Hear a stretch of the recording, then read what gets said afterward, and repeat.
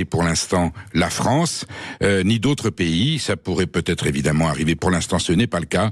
Et nous sommes extrêmement vigilants sur ce conflit, qui est pour l'instant la guerre que M. Netanyahou mène pour ses intérêts personnels, parce que le jour où il ne sera plus Premier ministre, il aura certainement des comptes à rendre à la justice israélienne. Donc tant qu'il est au pouvoir, il échappe à cette logique judiciaire. Et pour se maintenir au pouvoir, il n'y a rien de tel qu'une guerre pour expliquer qu'il faut garder les commandes gouvernementales. Nous avons un souvenir très douloureux d'épisodes précédents, la guerre en Irak, l'Espagne. Monsieur Trump en veut beaucoup au gouvernement espagnol, à Monsieur Pedro Sánchez, président du Conseil, président du gouvernement espagnol. Rappelons que l'Espagne, lorsqu'elle s'est alliée aux États-Unis avec l'Angleterre, c'était Monsieur José María Aznar qui était président du gouvernement espagnol.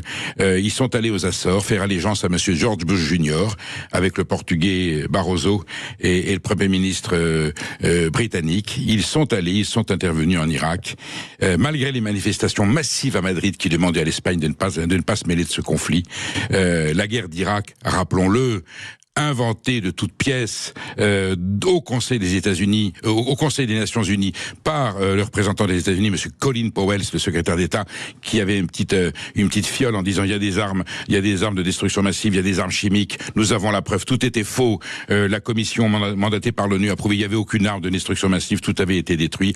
Donc les États-Unis ont inventé un énorme mensonge pour justifier l'attaque de l'Irak après les attentats de septembre 2001.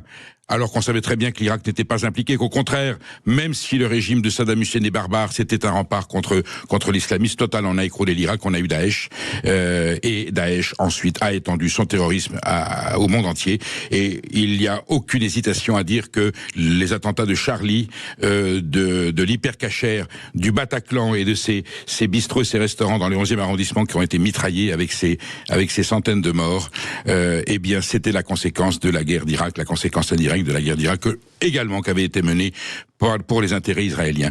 Donc ce n'est pas notre guerre. Et quand M. Trump dit eh bien je vais peut-être abandonner l'OTAN, on va y revenir tout à l'heure avec Eric Brana, je vais peut-être sortir dans l'OTAN parce que vous n'êtes pas digne de notre confiance, débrouillez-vous, pour ne pas dire démerdez-vous, débrouillez-vous avec le pétrole et le détroit d'Ormuz, et puis si vous avez besoin de nous, nous ne serons pas là.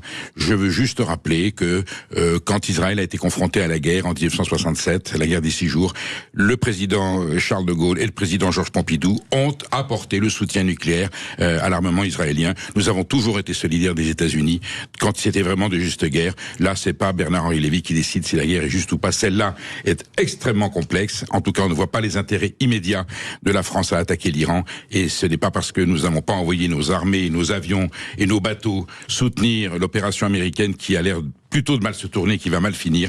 Ce n'est pas pour ça que nous devons être traités de déserteurs, de lâches et de salauds, comme il le fait. Donc, c'est le problème du président des États-Unis d'Amérique. La France garde sa dignité, l'Europe garde sa dignité. On souhaiterait évidemment une Union européenne plus unie, plus ferme par rapport à cette dérive. Et évidemment, nous surveillons avec beaucoup d'inquiétude l'évolution de cette guerre menée par, je me souviens du film avec Coluche, le fou de guerre. On a l'impression, visiblement, que M. Trump et M. Netanyahou sont des fous de guerre et qu'ils mènent le monde aujourd'hui à l'aventure. Et en tout cas,